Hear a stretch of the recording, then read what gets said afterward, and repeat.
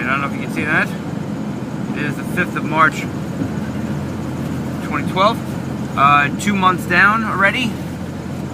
This year is flying by. Top of the pyramid, yo.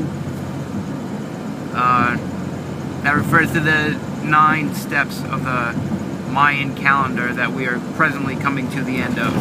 The 9th of which started almost a year ago, March 11th, the day of the tsunami. In any case, we are about to listen to last night's Coast to Coast, which would be the 4th of March. If you miss anything, you can't hear it, you go to Mr. Super Potato Tomato YouTube channel, and he chronicles them a lot clearer without my commentary. Or the he doesn't have the beautiful footage of Eastern Long Island. In any case, we're about to start. I'm just gonna get here into the right lane now that we're going into 2. Let these people all go to work.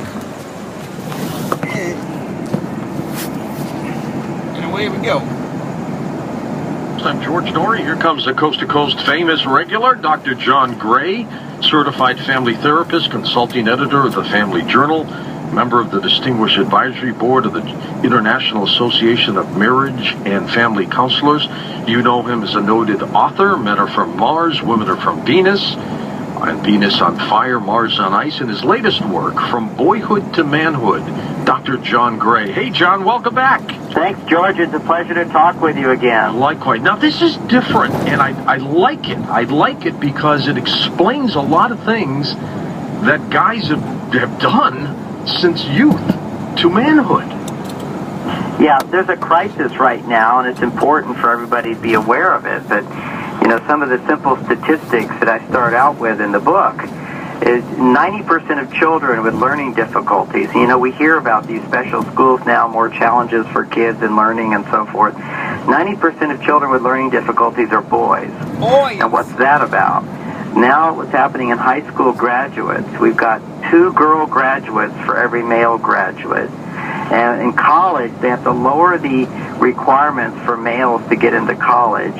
And when you look at graduation from college, you've got 2 women to every man.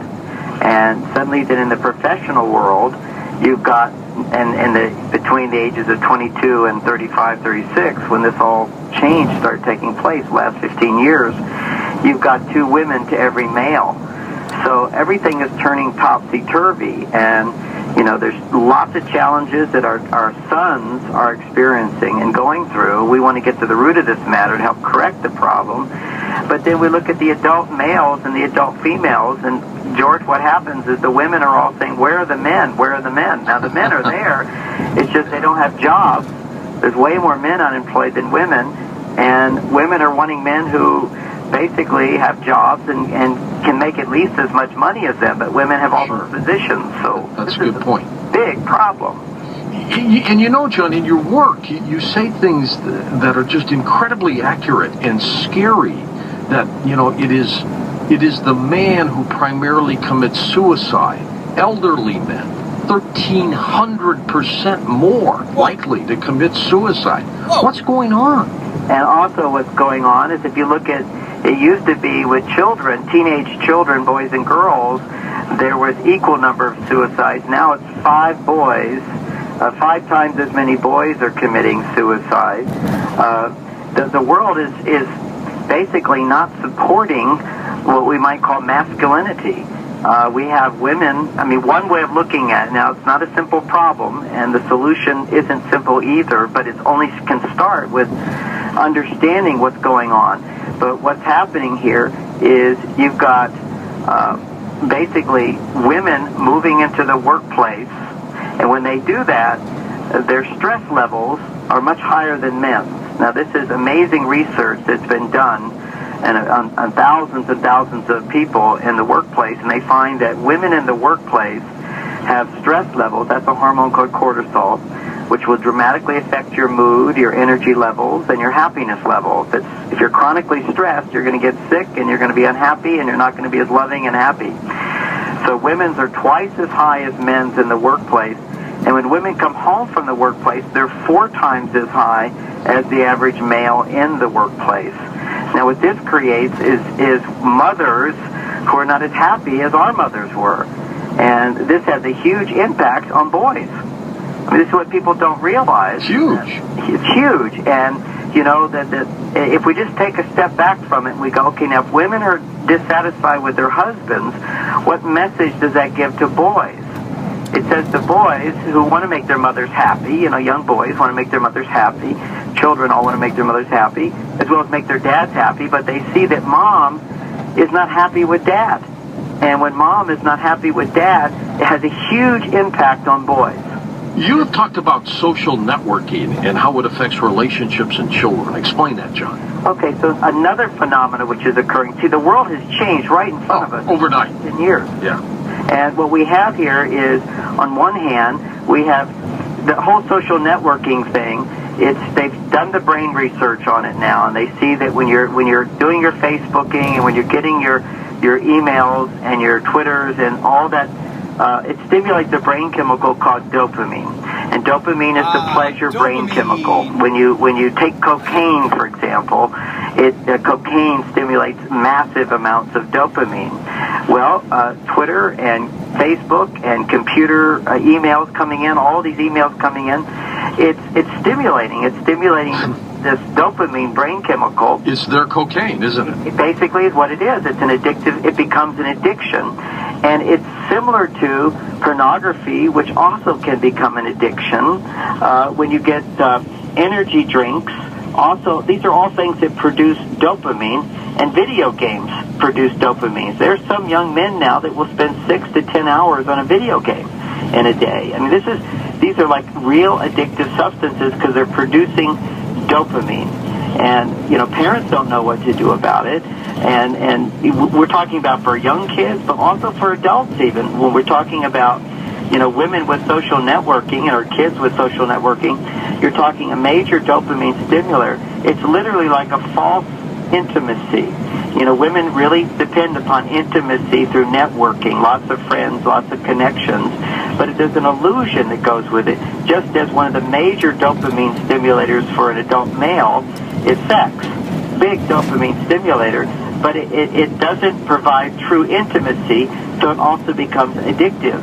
And so we think these things are good for us, but in the end, they create this addictive brain, which has now been completely studied.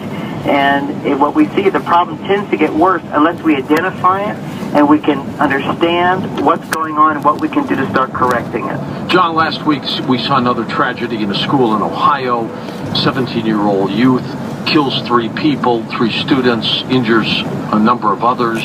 You know, people say he was bullied. He apparently had problems with the law before that, put his grandfather in a chokehold and punched him. What is pushing children to do these heinous things? Okay, well, first of all, what is not ever in the news, and there are several books that now write about this as a person whose expertise is just on what I'm about to say. But every time we see one of these children committing acts of violence, they're always they're on a psychotic drug or something, an antidepressant or some form of psychotic drug, and they've gone off of it.